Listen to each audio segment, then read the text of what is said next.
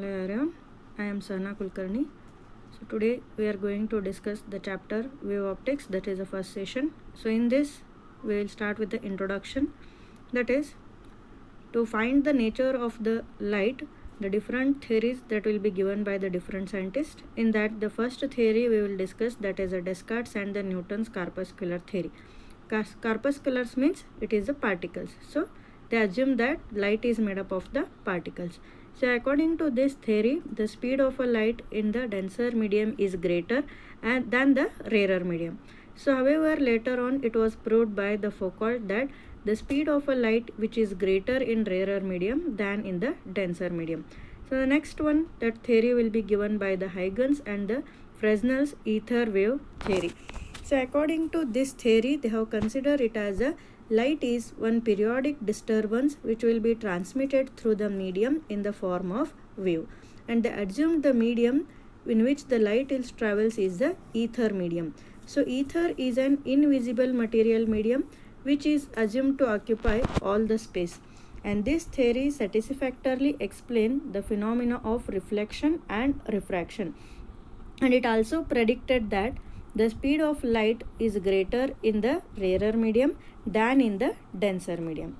Next, the theory will be put forward by the Maxwell, that is we can call it as Maxwell's electromagnetic wave theory.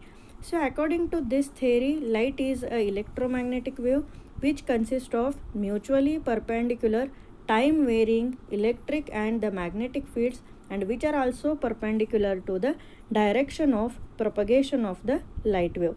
But this theory could not explain certain phenomena like photoelectric effect as well as the Compton effect. And the next theory will be put forward by the Einstein, that we call it as it is Einstein's quantum theory. So Einstein used Planck's quantum hypothesis of a black body radiations. So according to this theory, light consists of the packets of energy and they are known as photons. So with the help of this theory, the photoelectric effect was explained by the Einstein.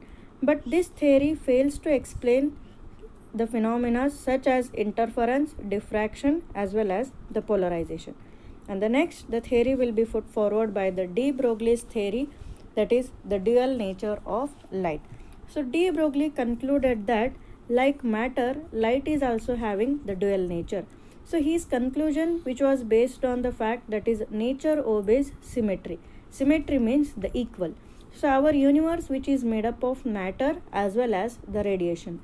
Matter means the material particles which are like protons, electrons and the neutrons, etc. So if radiation can behave like a particles, that is photon, then the material particles can also behave like a radiation. So according to de Broglie, a moving material particle is always associated with a wave, and that wave is known as a matter wave, or generally we call it as de Broglie wave. So thus light has a dual nature. When we use wave theory of light to explain the phenomena that will be exhibited by the light, it is called as wave optics. And when we use quantum theory, that is particle nature of light, to explain the phenomena that will be exhibited by light, it is called as quantum optics. So next we will discuss regarding the wavefront as well as the types of wavefront. So for that I will give one example, that is when a small stone which is dropped into the water, it begins to spread out in all the points of the impact.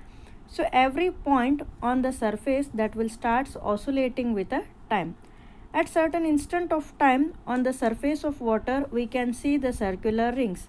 So all the points on the circle that will associated with the same phase because they are at the same distance from the source.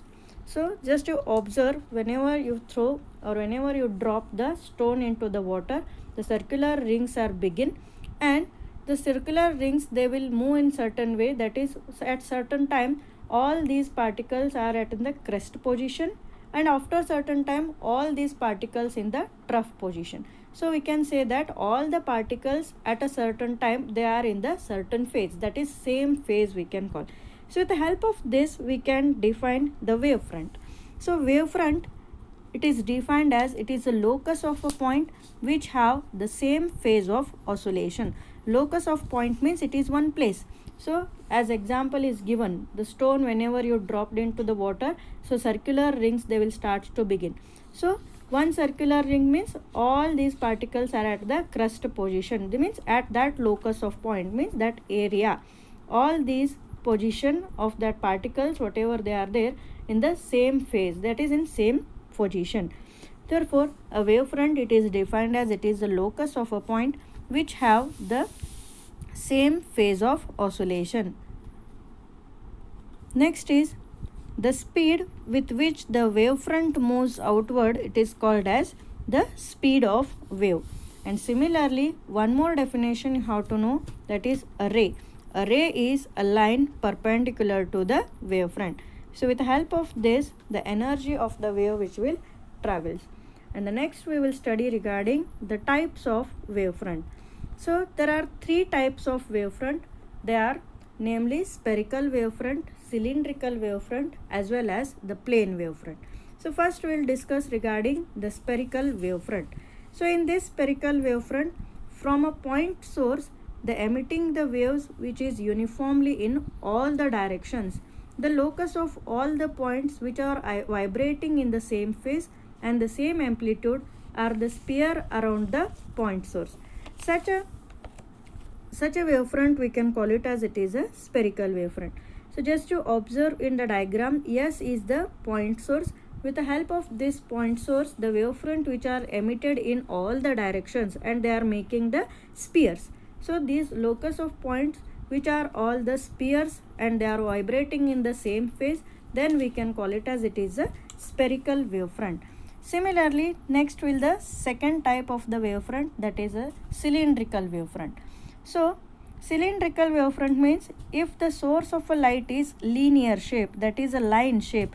In figure you just observe that is expansion of wire, it is the expansion of wave it is given, that is the line source, that is such as we can call it as a slit. So then the locus of points which are vibrating in the same phase is a cylindrical surface, and it is called as a cylindrical wave or cylindrical wavefront. So you can observe the top view of that cylindrical wavefront. Next we can discuss regarding the plane wavefront. So plane wavefront means at a large distance from the source, a small portion of spherical surface or any cylindrical surface that can be considered as a plane, and it is called as a plane wavefront. So in this case of spherical as well as cylindrical wavefront, the rays are either converging or diverging, and the source is at a finite or at a small distance. So this is means at a larger distance whenever you are taking the spherical wavefront as well as the cylindrical wavefront. At a larger distance if you are taken, then we can call it as it is a plane wavefront. So this is regarding the introduction as well as the wavefront and the types of wavefront in the today's session. Thank you.